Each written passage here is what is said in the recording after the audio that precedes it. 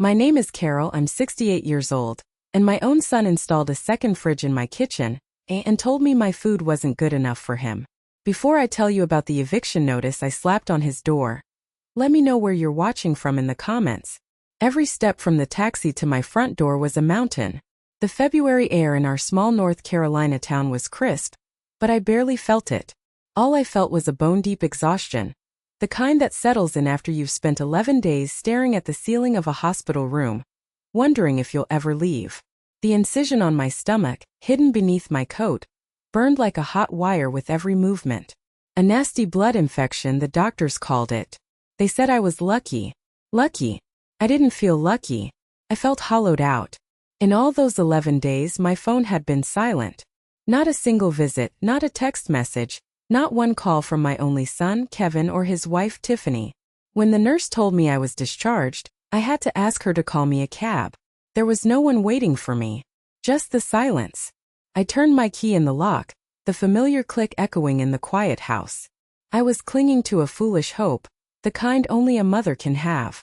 Maybe they were just busy.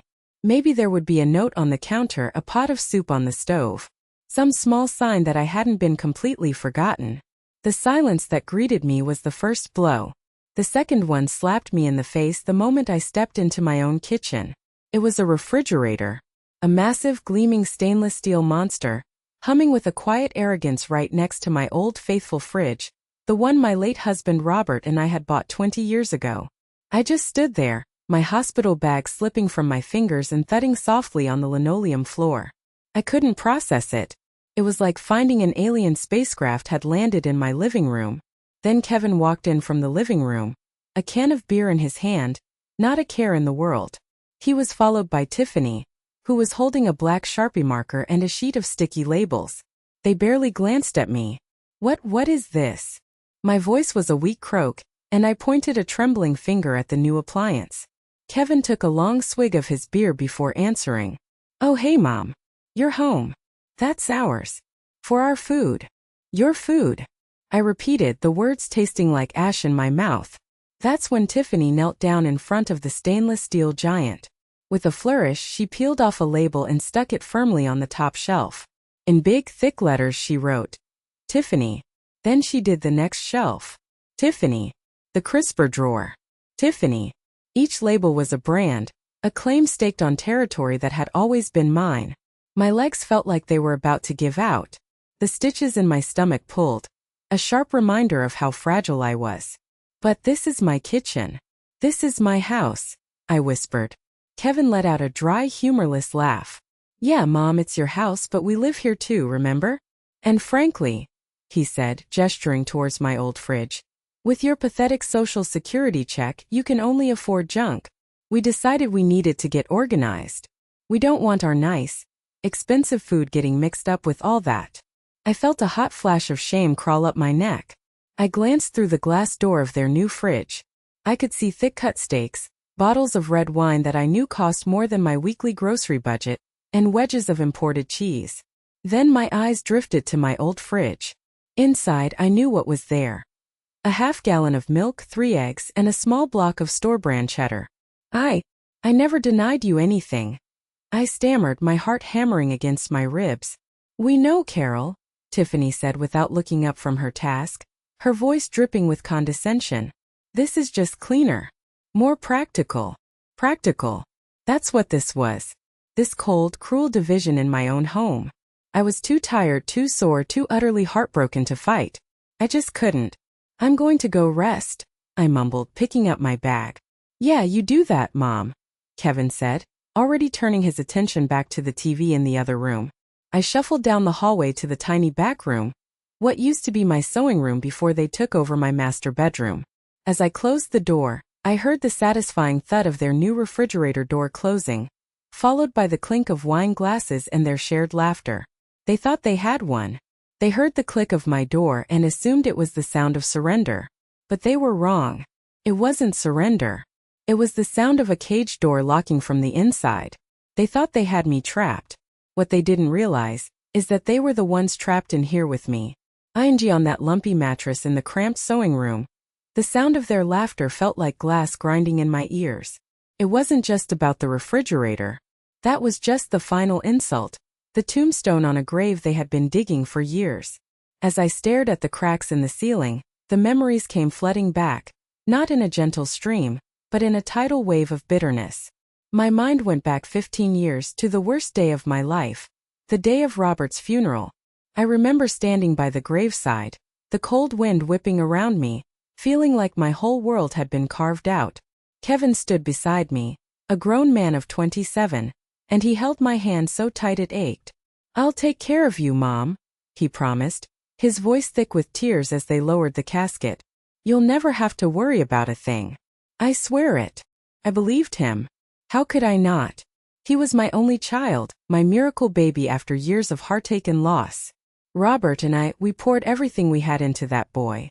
We weren't rich. He worked his body to the bone in construction, and my fingers flew across the looms at the textile mill for 35 years. This little house was the sum total of our life's work, our only real inheritance to pass on. When Kevin said he wanted to go to college to get a business degree, we didn't have a designated college fund, but we made it happen. I took on every extra shift they offered, coming home with my back screaming in protest. Robert did side jobs, roofing and framing on weekends, his hands cracked and bleeding. We did it all with joy, believing we were paving a smoother road for him, giving him a foundation we never had. For a few years after Robert's death, Kevin seemed to honor his promise. He was attentive. He'd come over on Saturdays, his toolbox in hand, to fix a leaky faucet or patch a hole in the drywall. He'd drive me to the grocery store, carry the heavy bags, and stay for dinner. We'd talk. Or rather, I'd talk and he'd listen, nodding along. He was a good son. Or I see now, he was a good actor. The script changed 8 years ago. That's when Tiffany entered the scene. He brought her over for a Sunday dinner, and the moment she stepped through my door, a cold knot formed in my stomach. She was a whirlwind of expensive perfume, nails manicured into sharp points, and a smile that was all teeth and no warmth. She worked in cosmetic sales but carried herself with the predatory grace of a corporate shark. As I gave her the tour of my simple, clean home, I watched her eyes. They weren't seeing a lifetime of memories, they were seeing assets. She looked at my antique oak dining table, my collection of porcelain birds, my little house, not with interest, but with a cold, calculating appraisal. Like she was at an estate sale, estimating what everything was worth. Then she looked at me and I felt the same chill. She was sizing me up too. "She's very ambitious," I told Kevin later that night, trying to choose my words carefully. He bristled instantly, his defensiveness a red flag I chose to ignore. "She's driven, Mom. She's a go-getter. That's what I love about her. You're just not used to someone with that kind of energy." They were married 6 months later. The wedding was a spectacle, something straight out of a magazine with a price tag to match. "It's just this once, Mom," Kevin pleaded. "We want it to be perfect. A day to remember." Perfect cost $20,000. My dollars. I withdrew it from my retirement savings, the nest egg Robert and I had sacrificed so much to build. It was a sickening feeling watching that balance drop, but the look of joy on my son's face made me push the doubt away. "We'll pay you back, I swear," he said, hugging me in front of the bank. "This is just a loan. As soon as my promotion comes through." The promotion never came. The repayment never came. I never saw a dime of it again. After the wedding, the dynamic shifted. The weekly visits stopped. The phone calls became shorter, more transactional. They were always for money. It started small, a few hundred here and there. But soon the requests grew bolder, the emergencies more dramatic. "Mom, we're a little short on the rent deposit. Can you help us out with $1,000? Mom, the car transmission blew. The mechanic says it's $3,000. Mom, Tiffany needs an emergency root canal. It's going to be $5,000. It was a constant barrage of crises, each one presented as a life or death situation. And every time I hesitated, every time a flicker of doubt crossed my face, the guilt would begin. "I guess you'd rather we get evicted. Don't you want your son to drive a safe car?" So I paid. I transferred the money. I wrote the checks. I did it because he was my son, my only family. And I did it because I was terrified that if I ever said no, they would cut me off completely. The fear of dying old and alone is a powerful weapon, and my son, with his sharp, calculating wife by his side, had learned to wield it with surgical precision. I gave and I gave until my savings were nearly gone. But giving them my money was just the beginning of how they bled me dry. The worst was yet to come. The real invasion began a year ago, on a rainy Tuesday in March. Kevin called, his voice a practiced symphony of panic and despair. He'd lost his sales job. The company was downsizing. A week later, another call. Tiffany had been laid off too. "Mom," he said, his voice cracking, "we're about to be on the street. We have nowhere else to go. Can we just stay with you for a couple of months? Just 60 days. Just until we get back on our feet." What mother could say no to her only child in that situation? My heart ached for them. Of course I said yes. My home was their home. They arrived the next day, not with a couple of suitcases, but with what looked like the entire contents of their 2-bedroom apartment. 6 large suitcases, a dozen boxes, even a flat-screen TV. The couple of months became a lie we all tacitly agreed to live. First, it was manageable. They were grateful, or at least they pretended to be. They'd buy some groceries, contribute a few $100s towards the utility bills. But as the weeks turned into months, their contributions dwindled to nothing. The excuse was always ready. "The job market is brutal, Mom. We sent out 50 resumes this week and got nothing. We're barely scraping by." But my eyes weren't failing me. I saw the steady stream of packages from Amazon arriving at the door. I saw the new, expensive-looking clothes Tiffany would hang in the closet. I saw the craft beers and imported wines Kevin would stock in my refrigerator, pushing my humble groceries to the back. They were scraping by going out to dinner at a steakhouse on a Friday night, while I sat at home, eating a can of soup and a piece of toast, trying to make my Social Security check stretch. Then they started carving up the house. My bedroom was the first piece of territory to fall. It was my sanctuary, a sunny room filled with my books and photos of Robert, with a window that looked out over the garden he had planted for me. "Mom, we just need more space," Kevin explained one evening, avoiding my eyes. "You know, with all our stuff. And this bed is a queen, ours is a king. It's just more comfortable for 2 people. You could sleep in the old sewing room. It's cozier." Cozier. A cruel, dismissive word for a tiny windowless box at the back of the house that smelled of dust and mothballs. But I didn't want to fight. I didn't want to be difficult. So I agreed. I spent a weekend packing my life into boxes, moving my memories into that little room, to make space for their king-sized bed and their sprawling, chaotic mess. Next was the living room. The television Robert and I had saved for a year to buy after he retired was my companion on lonely nights. It wasn't fancy, but it worked perfectly. One day, I came home from a doctor's appointment to find it gone. In its place was a monstrous 70-inch screen that dominated the entire wall, buzzing and flashing like an electronic billboard. "It was a great deal, Mom. Black Friday in July," Kevin announced proudly. I found my old TV on the curb, its screen cracked, waiting for the trash truck. "You're probably screaming at your screen right now, telling me I should have stood up for myself, kicked them out. And you're right. I see that now. But you have to understand, the fear of being utterly alone in my old age was a prison, and they held the key. Every small surrender, every time I bit my tongue, it felt like a price I had to pay to keep my only son in my life. I was wrong. I was paying to be erased piece by piece. The final piece they took was a part of my soul. It was my pots and pans. A beautiful set of copper-bottomed cookware Robert had given me for our first wedding anniversary. They were heavy and worn, but I had cooked thousands of meals in them. They were steeped in the memory of family dinners and holiday feasts. I came into the kitchen one afternoon to find Tiffany systematically emptying my cupboards into a large trash bag. "These things are hideous, Carol," she said, holding up my favorite saucepan with 2 fingers as if it were contaminated. "They're ancient. It's embarrassing to have them in a modern kitchen." I tried to protest. "But Tiffany, those were a gift from Robert.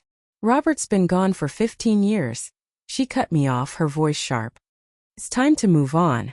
I ordered a new non-stick set from Amazon. They'll be here tomorrow." The next morning, I saw them glinting in the top of the trash can on the curb. A lifetime of love and care treated like garbage. I just stood at the window, my throat tight with unshed tears, and said nothing. I swallowed the pain just like I swallowed everything else. They took my space, they took my memories, and soon they would take the one thing I had left, my financial security. The absolute bottom fell out 3 months ago. The final betrayal wasn't loud or dramatic. It was silent, digital, and utterly devastating. Robert had always been the planner, the worrier. Years before he passed, he had set up a separate emergency savings account at a different bank. "This is our doomsday fund, Carol," he'd said, showing me the passbook. He'd put $20,000 in it. "Never touch this unless the sky is falling. This is your safety net." With my regular savings drained by Kevin and Tiffany's endless emergencies, a cold fear had started to creep into my nights. What if I got sick? What if the roof started leaking? The sky, it seemed, was starting to look very gray. I decided I needed to check on that account just to reassure myself that my safety net was still there. My hands were shaking so badly I could barely type in the website address. I'd only ever logged in once or twice before. I finally got in, clicked on the account details, and my breath caught in my chest. The screen loaded. The balance wasn't $20,000. It wasn't even $1,000. It was $17.32. For a moment I thought it was a mistake, a glitch in the system. But then I clicked on the transaction history. I saw a series of large withdrawals, all made over the last 6 months. $5,000 here, $3,000 there, $8,000 in one lump sum, all transferred to an account I didn't recognize. It felt like the floor had dropped out from under me. I printed the statement, the flimsy paper shaking in my hand, and stumbled into the living room. Kevin was slouched on the sofa, playing a game on his phone, the sound of digital explosions filling the air. "The emergency account," I gasped, holding out the paper. "Kevin, the money, it's gone." He didn't even look up at first. "Oh, that," he said, his thumb still flying across the screen. "Yeah, I used it to pay off some debts a while back. Meant to tell you." The casualness of his confession was like a punch to the gut. "How?" I choked out. "That was my account. It was a secret. How did you get access?" "You gave me the password years ago, Mom, remember?" he said, finally glancing at me with a flash of annoyance. "After Dad's funeral. You were a mess. You said I should have it in case anything happened to you." I didn't remember. My mind was a fog of grief back then. Maybe I had. Or maybe he had simply gone through my papers and found it. It didn't matter. The money was gone. Debts. I pressed, my voice trembling with a mixture of rage and disbelief. What debts could possibly cost $20,000? He finally put his phone down and sighed, as if I were the one inconveniencing him. "Look, I made some bad investments. A friend told me about this crypto thing. I thought I could double the money and put it back before you even noticed. It was going to be a surprise. But it didn't work out. He gambled it away. He gambled away the money my husband had worked his fingers to the bone to save for me. My safety net. My doomsday fund. He gambled it away on a digital fantasy. Don't worry about it," he said, picking his phone back up. "I'll make it back." But I knew he wouldn't. He didn't even care. That night, I cried until I was physically sick. I cried for Robert and his wasted sacrifice. I cried for my own gullibility. I cried for the son I had loved and raised, who had become a callous stranger, a thief living under my roof. I truly believe that profound shock and heartbreak is what made me sick. The stress chewed away at me until my body just gave up. The infection took hold and I ended up in the hospital fighting for my life. And in all that time they never came. They never called. They just left me there, probably hoping I wouldn't make it. And now lying in that dark, cold sewing room, the sound of their party fading in and out, it all finally clicked into place. The slow invasion, the stolen money, the utter disregard for my life. It wasn't a series of mistakes. It was a strategy. They were parasites and I was the host. They were draining me of everything I had until there was nothing left. But as I lay there listening to them celebrate, I felt the last bit of motherly love curdle into something else. It wasn't sadness anymore. It was a cold, hard rage that settled deep in my bones. The woman who let them walk all over her had died in that hospital bed. The one who came home with someone new. Someone they didn't know. They wanted a war? They were about to get one they could never win. The next morning I was up before the sun. The house was quiet. They were sleeping soundly in my bed, dreaming their selfish dreams. I moved through the kitchen like a ghost, my anger a low, steady hum beneath the surface. I was methodically cleaning up the mess they'd left from the night before. Wine glasses stained with red, plates with dried crumbs of expensive cheese, a crumpled receipt for a $150 bottle of Cabernet, when I saw my neighbor Sharon through the window already out tending to her prize-winning roses. Sharon is a widow like me, a few years older. We'd always been friendly, the way neighbors are, with waves across the lawn and small talk about the weather, but never close. She was always put together, always had a smile. As I watched her, so peaceful and in control of her own life in her own home, a wave of envy so sharp it felt like a physical pain washed over me. She had what they had methodically stripped away from me: dignity and peace. As if she sensed my eyes on her, she looked up and smiled, giving a little wave. I tried to smile back, but I'm sure it looked more like a grimace. I turned away from the window, but then she did something unexpected. She put down her watering can, took off her gardening gloves and walked right over to my front door. A moment later, I heard a gentle but firm knock. I hesitated. The last thing I wanted was for someone to see me like this, a frail, defeated woman who was a guest in her own home. But something in the persistence of the knock made me open the door. "Carol, honey," she said, her warm smile faltering the second she saw my face up close. The puffy eyes, the pale skin. "I saw you came home yesterday. I was so worried. How are you really feeling?" How was I? The simple, kind question was impossible to answer. "Getting there," I lied, my voice thin. Her eyes, full of a wisdom that only comes from living a long life, scanned my face, and I knew she wasn't buying it. "Can I come in for a minute, dear?" she asked gently. "I brought you some chicken soup." I don't know why I said yes, but I did. I stepped back and let her in. I led her into the kitchen, and her eyes immediately landed on the two refrigerators. I saw the flicker of surprise, the way her eyebrows shot up for just a second before she smoothed her expression. She tried to hide it, but I saw it. "Well, that's new," she commented, her voice carefully neutral as she placed the soup on my counter. "It's Kevin and Tiffany's," I said, the shame burning my cheeks like a fever. "For their things." Sharon didn't say anything at first. She just walked over and looked at the black, aggressive scrawl of Tiffany on the labels. Then she turned to me, and her expression was no longer neighborly and polite. It was serious, almost fierce. "Carol," she said, her voice low and firm, "I need to tell you something. I've been wrestling with it for months, telling myself it wasn't my place. But after seeing this, I can't stay quiet any longer." My heart started to pound against my ribs. "What is it, Sharon?" "I hear things," she said, her voice barely a whisper. "The walls aren't that thick. I hear how they talk to you. The condescension, the demands. It makes my blood boil." I looked down at my hands, the humiliation so intense it felt like I was choking. "Last night," she continued, her voice even firmer, "when you came home, I was in my garden. I heard everything. The whole conversation about the fridge, about your social security." Tears started to well in my eyes before I could stop them. "And I heard something else," she said, stepping closer and placing a warm hand on my arm. Her touch was grounding. "After you went to your room, they didn't go inside. They stayed on the porch to finish their wine. They were celebrating." She took a deep breath as if steeling herself. "And I heard Tiffany say something that chilled me to the bone." "What did they say?" I whispered, though every cell in my body was screaming at me not to ask.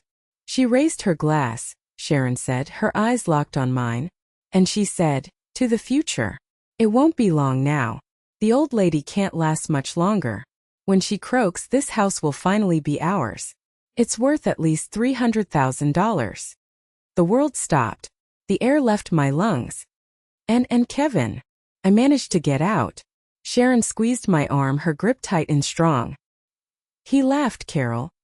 He raised his glass and said, "I just hope she hurries up. I'm sick of pretending to care." Something inside me didn't just break. It shattered into a million pieces of ice. It was the last desperate illusion that my son, somewhere deep down inside the man he had become, still loved me. It was gone. Sharon handed me a tissue from her purse. "There's more," she said, her voice now urgent. "My friend Mr. Davis, he's a retired lawyer. He's a good man, a bulldog. He specializes in elder abuse and financial exploitation cases.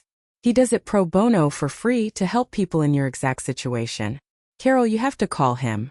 This is beyond just being unkind. This is a crime, and you need protection. She wrote the number on a napkin from her purse and pressed it into my hand. It felt heavier than a brick, filled with both terror and hope. I knew this was my only chance. But what I would uncover next was far worse than even I could have imagined. That afternoon, after Kevin and Tiffany left for what they grandly called a networking lunch, a new and unfamiliar energy pulsed through me. Fear was still there, but it was now overshadowed by a cold, clear-eyed fury. I transformed my home into a crime scene, and I was the lead detective. My mission, to find the truth they had buried under layers of lies, to uncover every single betrayal. I started in their bedroom, my old bedroom. The moment I pushed the door open, the air hit me. It was thick and cloying with Tiffany's expensive perfume, a scent that now smelled like deceit. The room was a disaster zone. Clothes were thrown over chairs, shopping bags from high-end stores like Nordstrom and Saks Fifth Avenue were piled in a corner, overflowing with tissue paper. This wasn't the bedroom of two people actively looking for a job. This was the lair of two people living a life they hadn't earned.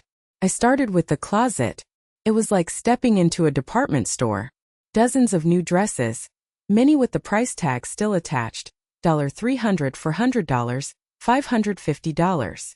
A row of designer shoes that must have cost more than my monthly mortgage payment used to.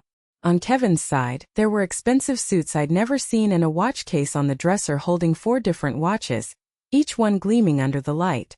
This wasn't just irresponsible spending. This was a deliberate, sustained campaign of theft, funded by me. I moved to the nightstand on Kevin's side, my heart pounding. Under a pile of car magazines, I found a stack of receipts. They were a roadmap of their secret life.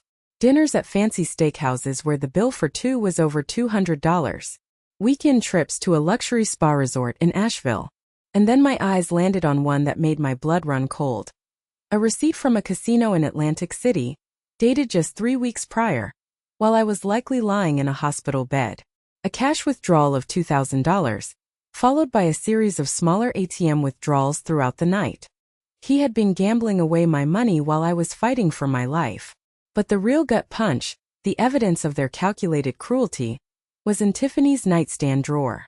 Underneath a tangle of expensive jewelry, I found a stack of my mail, letters they had obviously intercepted from the mailbox before I could see them. They were all stamped with angry red letters. Final notice. The electric bill, the water bill, my Sears credit card statement. All screaming overdue. I had given Kevin cash out of my dwindling account every single month to pay those bills. I had trusted him. He had taken the money and simply let my credit score, which I had spent my whole life meticulously building, go up in flames. It was a deliberate act of financial sabotage, designed to make me more dependent, easier to control. At the very bottom of the drawer I found the bombshell. It was a crisp white envelope from Capital One. My name was on it, Carol Miller. My hand shook as I pulled out the statement. It was a credit card I had never applied for. The balance made me feel faint. $15,482.19. The list of charges was a litany of their greed. Electronics from Best Buy, a weekend trip to Miami, thousands of dollars in online shopping. They had stolen my identity. And just when I thought it couldn't get any worse, I found a thin planner tucked under her lingerie. Tiffany's handwriting was a loopy, arrogant scrawl. I flipped through the pages. Most of it was shopping lists and salon appointments. But then I found an entry from about a month ago. It read, "Met with mortgage broker. He thinks we can get $75,000 easy on the old lady's house once we have power of attorney. Just have to wait her out. Kevin is getting impatient." Wait her out. Like I was a storm to be weathered, an obstacle to be overcome. The final piece of the puzzle was tucked inside that same planner. A folded letter from my bank, confirming a pending application for a home equity loan. For $75,000. Against my house.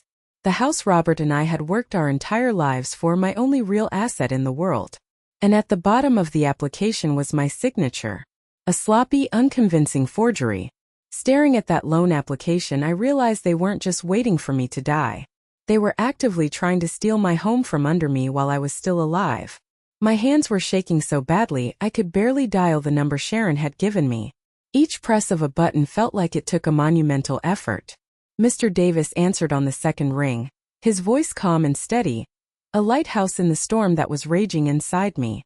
Through choke sobs, I explained what I had found: the hidden mail, the fraudulent credit card, the casino receipts, and the final devastating blow of the loan application and Tiffany's planner. "Don't touch anything else, Carol," he said, his voice firm but kind. "Don't move a single piece of paper. I'll be there in 30 minutes. He arrived looking exactly as I'd imagined from Sharon's description. Tall, distinguished, with graying hair and kind eyes that held a hint of steel. He wasn't just a lawyer. He was a warrior. He carried an old leather briefcase that looked like it had seen its share of battles.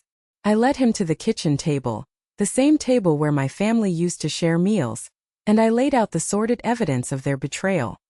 He examined each document in silence, putting on a pair of reading glasses and holding each paper up to the light. His expression grew more grim with every page. He didn't interrupt. He just let me talk, let the whole ugly, humiliating story pour out of me. When I was finished, my voice raw and my eyes burning with unshed tears, he carefully stacked the papers into a neat pile, removed his glasses and looked straight at me. "Carol," he said, his voice gentle but powerful, "I need you to understand something very clearly. What your son and daughter-in-law have done isn't just cruel or immoral. This is a calculated pattern of criminal behavior. We are looking at multiple serious felonies: identity theft, which is a federal offense; mail fraud, another federal offense; forgery; financial elder abuse; and attempted grand larceny. This is big league." For the first time since this nightmare began, I felt a flicker of something other than fear or shame. It was a tiny spark of power. He wasn't just validating my pain. He was giving it a name, a legal weight. He then told me about his own mother, how his brother, her golden child, had methodically drained her life savings to fund a gambling addiction, leaving her heartbroken and destitute in her final years. "I made a promise at her funeral," he said, his voice low with emotion. "I had been too busy with my own career, my own family, and I missed the signs. I swore I would never let another family go through what we went through. That's why I do this. There is no fee, Carol. My payment will be seeing you get your life back." My eyes filled with tears, but this time they were tears of gratitude. This man, a perfect stranger, was showing me more compassion and respect than my own son had in years. He then became all business. He opened his briefcase and pulled out a yellow legal pad. "They are operating under the assumption that you are a weak, confused, grieving victim," he explained, his pen scratching across the page. "We are going to be anything but. We will operate from a position of strength, precision, and complete surprise." He laid out the options. He quickly dismissed a simple family confrontation. "They'll lie, they'll manipulate, they'll turn it around on you and make you feel guilty for even asking. It never works with people like this." A civil lawsuit was an option, he said, but it would be slow, expensive, and emotionally draining. "Which brings us to option 3, he said, his eyes meeting mine. "We go on the offensive. We treat this like the criminal enterprise it is. We involve the authorities." The thought of my son in handcuffs sent a chill through me, but the thought of them getting away with this was even colder. "But first," he said, tapping the forged loan application with his pen, "we need to stop this bleeding. This is the immediate threat. If this loan goes through, you could lose everything before we even get started." He laid out the first steps, his voice crisp and clear. "Tomorrow morning at 9 a.m. sharp, you, me, and Sharon are going to your bank. We are going to speak directly to the branch manager. We will shut them down completely.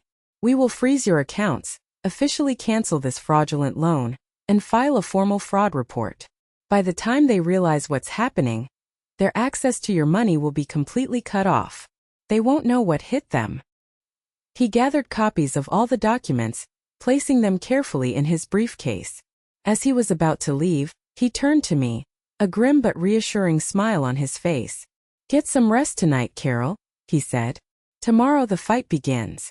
And it will be a fight they never saw coming." That night, for the first time in over a year, I didn't sleep in the cramped sewing room. I couldn't bear to be in that little box. Instead, I took a blanket and pillow and slept on the living room sofa, a silent sentinel in my own home. guarding it from the enemies sleeping in my bed. I didn't sleep much. I lay there, listening to the sounds of the house, my mind a whirlwind of fear and a new steely resolve. Before the sun even thought about rising at 5 a.m., I tiptoed down the hall. My bare feet made no sound on the wooden floor. In my hand, I held the document Mr. Davis had prepared and emailed to me the night before, which I had printed at Sharon's house. It was a formal, legally binding 24-hour eviction notice, citing fraudulent activity and endangerment of the property owner. My heart hammered against my ribs as I stood outside their bedroom door, my bedroom door. I could hear the faint sound of Kevin snoring softly inside. The sound that used to comfort me as a baby now filled me with a cold disgust. With trembling fingers, I took a piece of heavy-duty packing tape and secured the notice right in the middle of the door, at eye level, where it would be the first thing they saw when they woke up. The sharp, tearing sound of the tape ripping from the roll seemed to cannon through the silent house. I held my breath, my ears straining, but they didn't stir. I retreated back to the sofa, my heart a wild drum in my chest. The first shot had been fired. The countdown had begun. At 8 a.m. sharp, Sharon and Mr. Davis picked me up. Sharon gave my hand a reassuring squeeze as I got in the car. "You're doing the right thing, honey," she whispered. The mood in the car was tense but focused. Mr. Davis went over the plan one more time. "Let me do the talking initially," he said. "Just stay calm and answer any questions the manager has honestly. We have the facts on our side." We walked into the bank the moment the doors opened. The air conditioning felt cold on my skin. Mr. Davis asked to speak to the branch manager, and we were quickly ushered into a glass-walled office. The manager, a kind-faced man in his 50s named Mr. Henderson, listened to our story with a deepening frown. As Mr. Davis laid out the documents, the fraudulent statements, the forged application, Mr. Henderson's expression shifted from concern to shock, and finally to a quiet, professional outrage. He turned to his computer and his fingers flew across the keyboard. "My God," he whispered, staring at the screen. He confirmed everything. The credit card I never opened. The constant, unauthorized withdrawals that had siphoned my accounts. The total, he calculated, was closer to $45,000 over the past 2 years. Then he pulled up the home equity loan application. "I can see here it was flagged by our underwriting system for a signature inconsistency," he said, a hint of relief in his voice. "It was scheduled for a final review call with the primary account holder, you, this afternoon. We've caught it just in time." With a few decisive keystrokes, he put a permanent freeze on the loan application. He had me sign a series of forms to report the fraud, create entirely new account numbers, and establish new passwords and security questions that only I would know. He personally removed Kevin's name from any authorization he'd ever had. "He will not be able to access a single penny of your money ever again," Mr. Henderson assured me, his voice firm and unwavering. "And our fraud department will be in touch. We will pursue this vigorously."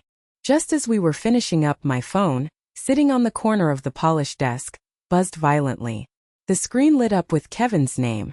I looked at Mr. Davis, who gave me a slight, almost imperceptible nod. I answered the call and pressed the speakerphone button. "MOM." His voice was a panicked shriek, raw and ugly. "What is this?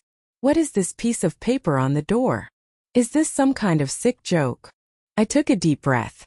The air in the sterile bank office felt cool and clean. For the first time in years, I felt like I could breathe again. "No, Kevin," I said, my voice steady and cold as ice. "It's not a joke. That is what happens when you try to sell your mother's house out from under her. Come home. We need to talk." And with a satisfying click, I hung up. The ride home was silent. When we pulled into my driveway, Kevin's car was already there, parked haphazardly halfway on the lawn. We walked inside.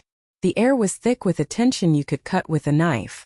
The eviction notice lay crumpled on the living room floor, a casualty of his rage. Kevin and Tiffany were standing in the middle of the room, their faces pale with a mixture of fury and dawning, terrified understanding. The trap had been sprung.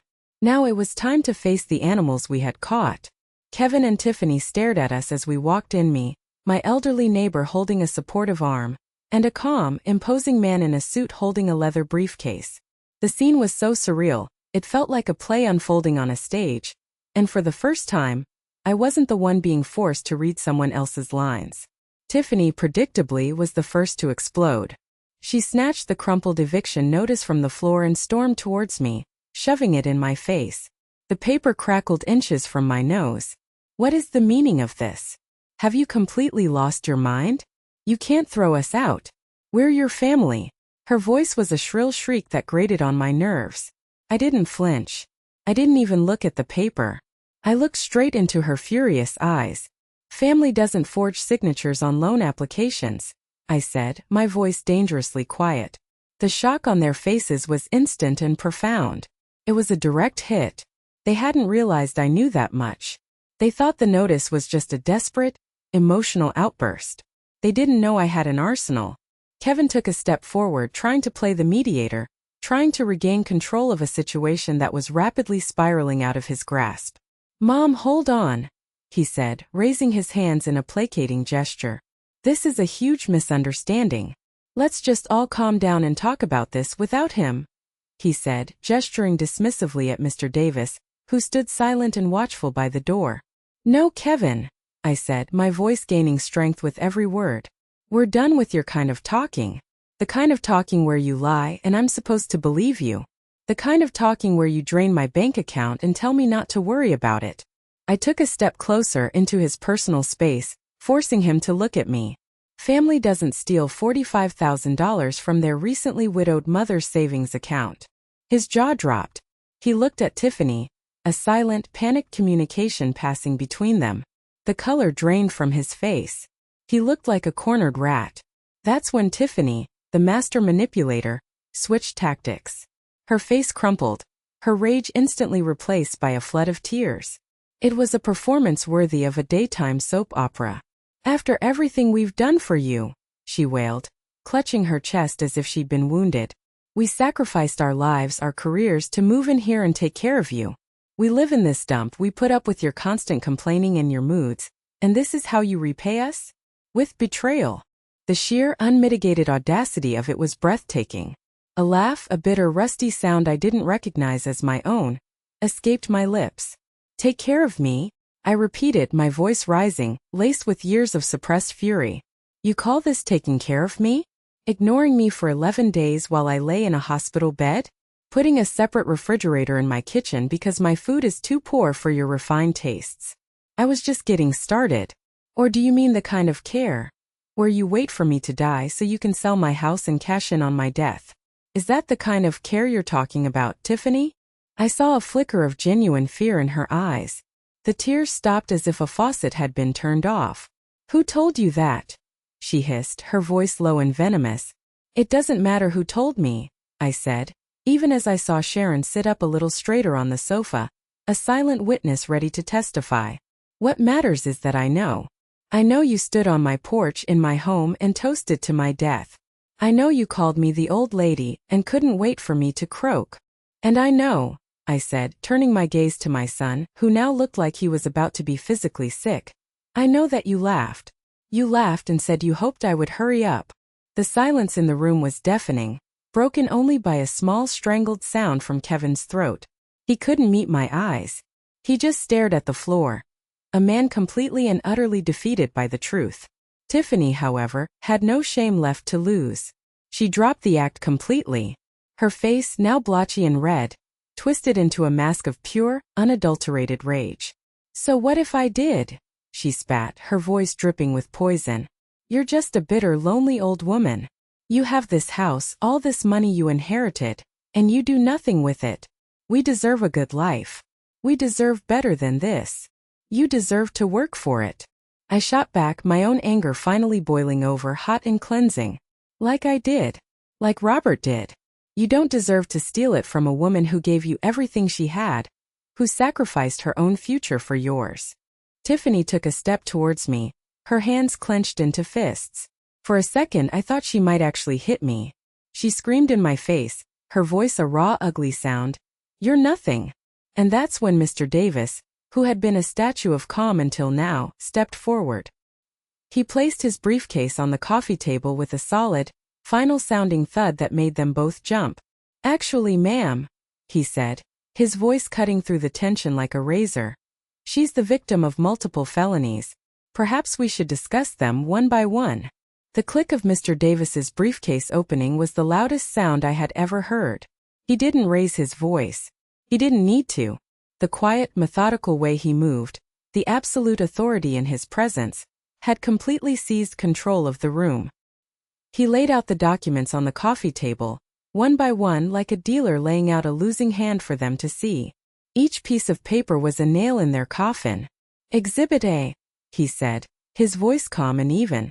He slid the fraudulent Capital One statement across the table. The page was covered in yellow highlights, marking charges for resort stays, designer clothes, and expensive electronics. Identity theft. A federal offense. Carries a penalty of up to 15 years in a federal prison.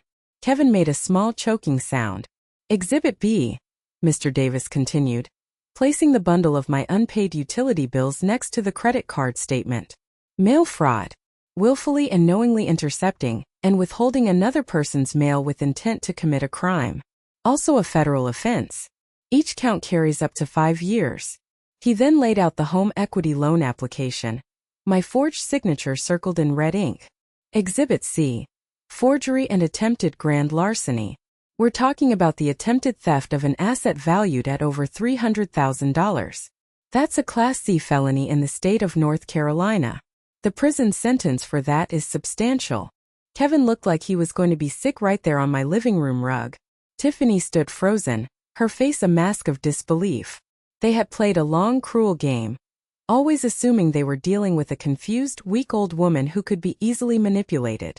They were now facing a calm, methodical lawyer who had their entire criminal history spread out on a coffee table. The predator had become the prey.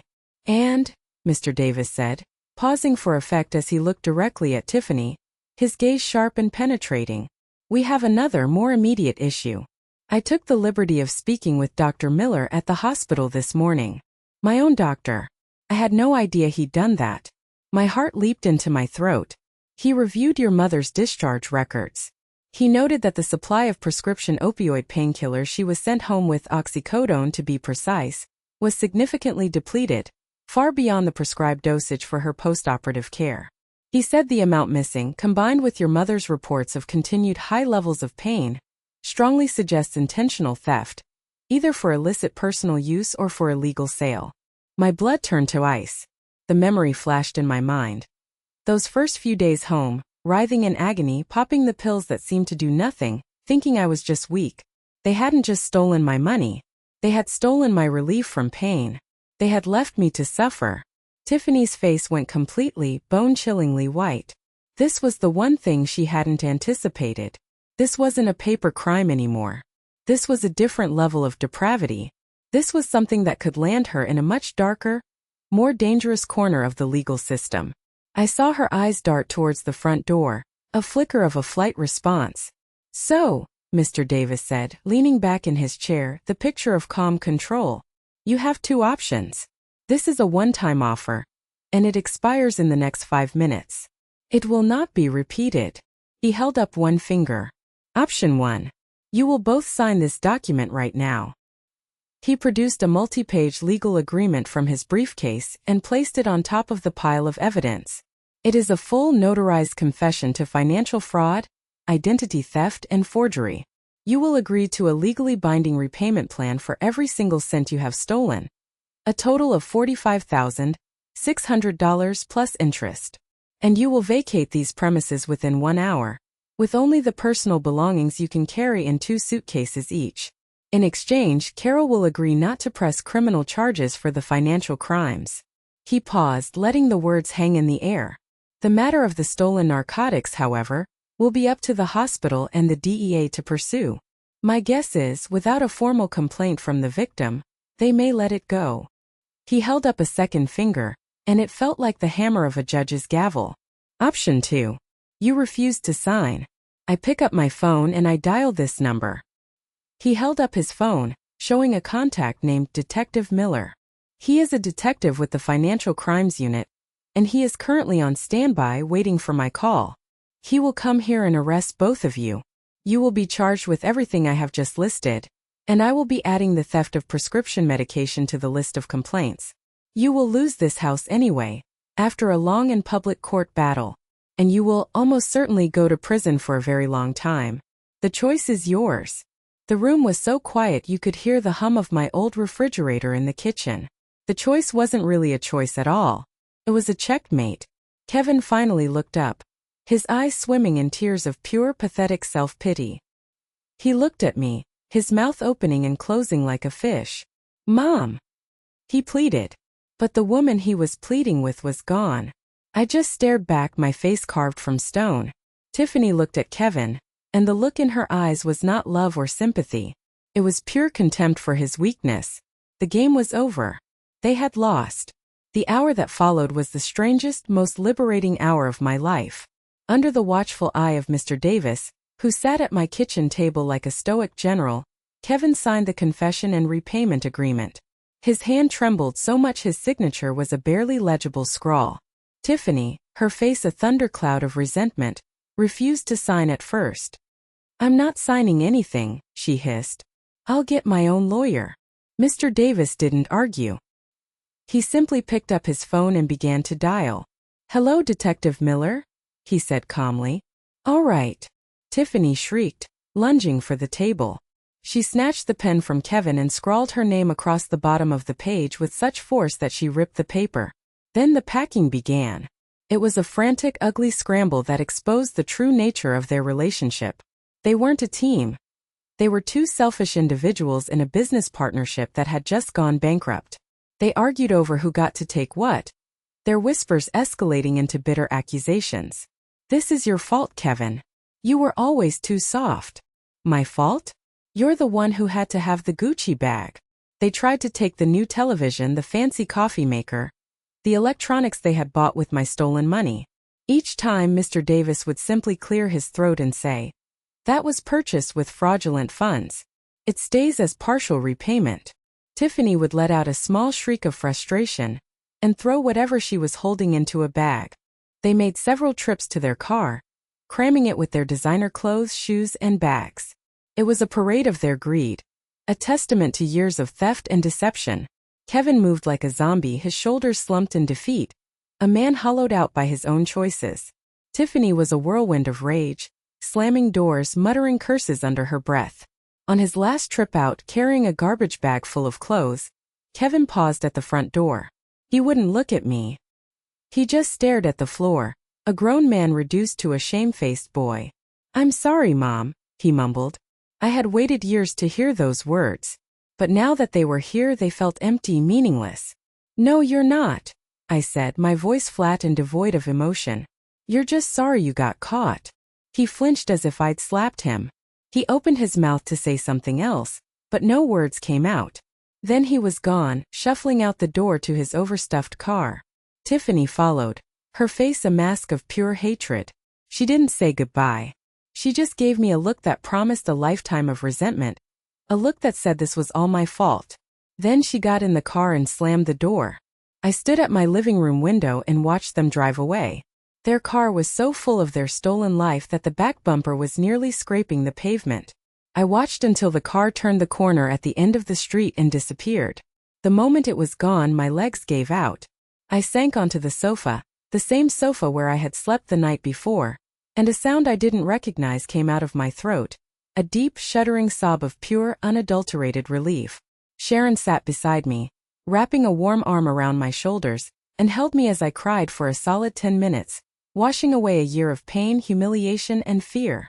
The next few months were about reclaiming my life and my home. Mr. Davis helped me sell the stainless steel fridge and all the other electronics they'd left behind. With the money, I hired a painter and had the entire house painted a warm, sunny yellow. I bought new curtains.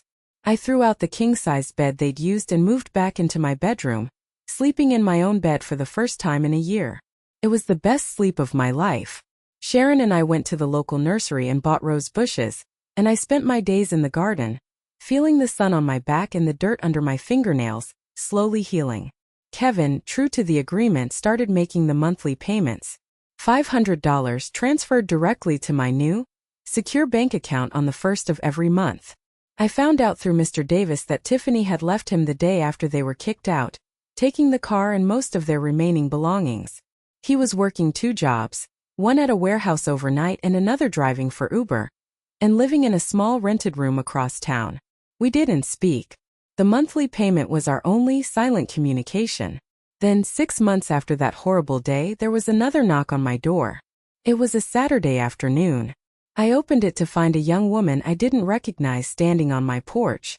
She was pretty with tired, kind eyes, and she was holding the hand of a small boy who couldn't have been more than 4 years old. The boy had a head of curly brown hair, and my late husband's bright blue eyes. Seeing them was like looking at a ghost. "Mrs. Miller?" the woman asked timidly. "My name is Jessica. I'm an old girlfriend of Kevin's." She took a shaky breath, her gaze flickering down to the little boy who was hiding behind her legs. "And this is his son, Robert Jr. He's your grandson." Staring into my grandson's eyes, a perfect copy of my late husband's, my heart shattered and pieced itself back together all at once. I had won my house back, but I had no idea I had a whole family waiting to be discovered.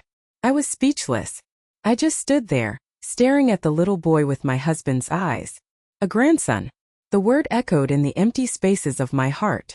I finally found my voice and invited them in, my mind reeling. As little Robert Jr. shyly explored my living room, his small hands gently touching the old photographs on the mantelpiece, Jessica told me the story. She and Kevin had been together for 2 years, long before Tiffany. They were happy. They were planning a future. Then she found out she was pregnant.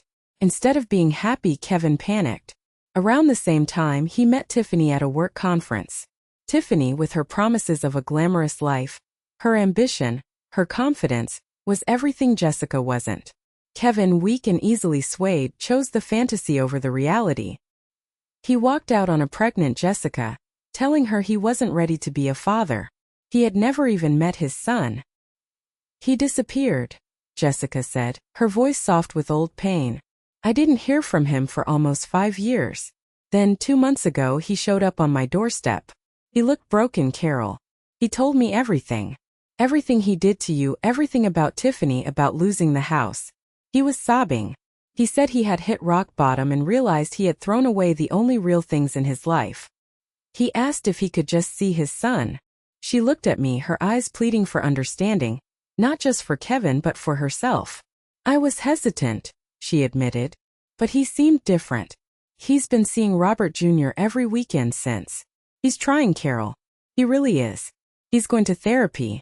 He's working those 2 jobs not just to pay you back, but to pay me child support he's 5 years behind on. He's trying to be a good dad to our son. A grandson. A part of my Robert, a part of me, was alive and real in this little boy who was now trying to show me his favorite toy dinosaur. My world, which had felt so small and broken, suddenly felt vast and full of a terrifying, beautiful possibility. A few weeks after that visit, a letter arrived in the mail. It was from Kevin. It was long, 10 pages written on yellow legal paper, the handwriting shaky but clear. I almost threw it away. But I opened it. It wasn't full of the excuses or pleas for forgiveness I expected. It was a raw, painful account of his therapy sessions. He wrote about his feelings of inadequacy, his desperate need for validation, and how Tiffany had exploited those weaknesses. He wrote about the shame he felt every time he looked at his son, the son he had abandoned. He wrote about the moment he realized the depth of his betrayal to me. The last paragraph read, "I don't expect you to ever forgive me, Mom. I know I don't deserve it. Forgiveness is a gift, and I haven't earned it. All I can do is try to fix the damage I've caused, one day at a time. I just hope that one day I can become a man that my son, and maybe even you, wouldn't be ashamed of." I folded the letter and put it away in my dresser drawer. I didn't respond.